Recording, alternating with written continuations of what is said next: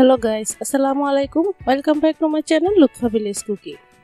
তো আজকের পর্বে থাকছে জিভে পানি আসে যাওয়ার মতো একটা ভর্তার রেসিপি। আজ তৈরি করব ডেওয়ার ভর্তা। এই সিজনে কিন্তু বাজারে প্রচুর পরিমাণে ডেওয়া পাওয়া যায়, আর এই ভর্তাটা কিন্তু তোমরা কেউ মিস করবে না। খেতে কিন্তু দারুণ হয়, তাই তোমাদের সাথে আজকে ভর্তার রেসিপিটা আমি শেয়ার করলাম। তো বন্ধুরা, ভিডিওটা শুরু করার আগে অবশ্যই একটা লাইক দিবে। আর তোমরা যদি কেউ আমার এই ছোট্ট ইউটিউব ফ্যামিলি নতুন বন্ধু হয়ে থাকো, তাহলে প্লিজ বন্ধুরা আমার চ্যানেলটাকে সাবস্ক্রাইব করে রাখবে। আর যারা অলরেডি কাজটা করে নিয়েছো তাদেরকে অসংখ্য ধন্যবাদ। তো ঢেউ ভর্তা তৈরি করার জন্য প্রথমে নিচ্ছি এখানে ডেওয়া। এটা কিন্তু একদম পাকা, বাজার থেকে কিনা। তো ঢেউটা এখন আমি পরিষ্কার পানি দিয়ে ভালো করে ধুয়ে নিব। যেহেতু ঢেউটা বাজার থেকে কিনে, এটা কিন্তু অনেকটাই ময়লা থাকে, তাই খুব ভালো করে ধুয়ে নিতে হবে। আর এটা কিন্তু অনেকটাই নরম, তাই খুব আলতোভাবে এটাকে ধুয়ে পরিষ্কার করে নিতে হবে। সবগুলো আমি ধুয়ে পরিষ্কার করে নিয়েছি। এখন আমি এর খোসাটা ছাড়িয়ে নিব। আমি কিন্তু হাতের সাহায্যে ছাড়াতে কমফোর্টেবল ফিল করি, হাতের সাহায্যে এভাবে ছাড়িয়ে নিচ্ছি। তো যারা হাতের সাহায্যে এভাবে খোসাটা ছাড়িয়ে নিতে চাও না, তারা কিন্তু দ্বিতীয় টিপসটা অ্যাপ্লাই করতে পারো। তোর ভিডিওটা না টেনে দেখো, আমি কিন্তু দ্বিতীয় টিপসটাও তোমাদের দেখিয়ে দিব। তো ভর্তা যে কোনো কাজ কিন্তু আমি হাতের সাহায্যে করতেই পছন্দ করি, এতে করে টেস্টটা আমার মনে হয় খুবই ভালো আসে।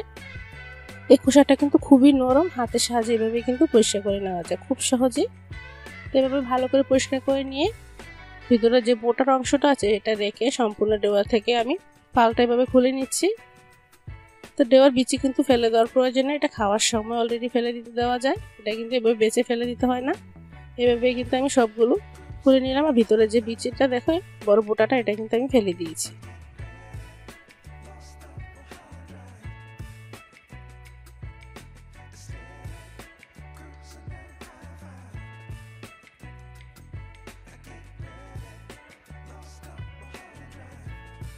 তো বন্ধুরা দেখো, দ্বিতীয় টিপসটা আমি তোমাদের দেখিয়ে দিচ্ছি। এরকম একটা চামচ নিবে, চামচ নিয়ে কিন্তু আলতোভাবে একটু টেনে নিবে, তাহলে দেখো খোসাটা খুব সুন্দরভাবে ছাড়িয়ে যাচ্ছে।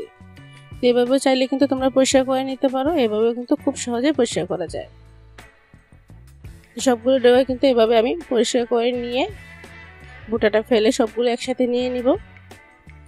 তো সবগুলো নেওয়া হয়ে গেছে। এখন আমি সব উপকরণগুলো একে একে অ্যাড করে দিচ্ছি।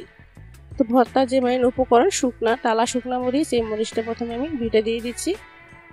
তো ঝালটা কিন্তু নিজেদের মতো করে অ্যাডজাস্ট করে নিতে হবে। ভর্তা যদি শুকনা মরিচ দেওয়া হয় তাহলে কিন্তু টেস্টটা খুবই ভালো আসে, তোমরাও চেষ্টা করবে। তো যারা শুকনা মরিচ খেতে পারো না, চাইলে তারা কাঁচা মরিচ এখানে ইউজ করতে পারো। তারপর স্বাদ মতো লবণ দিয়ে দিলাম, তারপর দিয়ে দিচ্ছি কিছুটা বিট লবণ। ভর্তায় কিন্তু বিট লবণ চাই। ভর্তায় অবশ্যই একটু বিট লবণ দেওয়ার চেষ্টা করবে, তাহলে দেখো টেস্টটা খুবই ভালো আসবে। এখন হাতের সাহায্যে আমি কষলিয়ে ভালো করে মেখে নিব। তো যে কোনো ভর্তা তৈরি করতে কিন্তু হাতের সাহায্যে মাখার চেষ্টা করবে, আর ভালো করে কষলিয়ে মেখে নিতে হবে। ভর্তা যত ভালো করে মাখা হবে, টেস্ট কিন্তু তত বেশি আসবে। তো আজকের ভর্তাটা কিন্তু আমি চিনি ইউজ করছি না, যেহেতু আমার ডেওয়াটা অনেকটাই মিষ্টি ছিল। চাইলে তোমরা কিছুটা চিনি অ্যাড করতে পারো। যদি ডেওয়াটা অনেকটা টক হয় তাহলে কিছুটা চিনি অ্যাড করে দিতে পারো, তাহলে স্বাদের ব্যালেন্সটা খুবই ভালো আসবে। তো ফাইনাল লুকটা দেখো, দেখতে কতটা সুন্দর দেখাচ্ছে, আমার তো দেখেই জিভে পানি চলে আসছে। তো কার জিভে পানি চলে আসছে তা কিন্তু কমেন্টে জানাবে। আর কার এরকম ডেওয়ার ভর্তা ভালো লাগে তাও কিন্তু অবশ্যই কমেন্টে জানাবে। ভালো লাগলে লাইক কমেন্ট শেয়ার করতে কিন্তু ভুলবে না। তো আজ এখানে শেষ করছি, নেক্সট ভিডিওতে আবার দেখা হবে। সে পর্যন্ত সবাই ভালো থাকো, সুস্থ থাকো। আল্লাহ হাফেজ।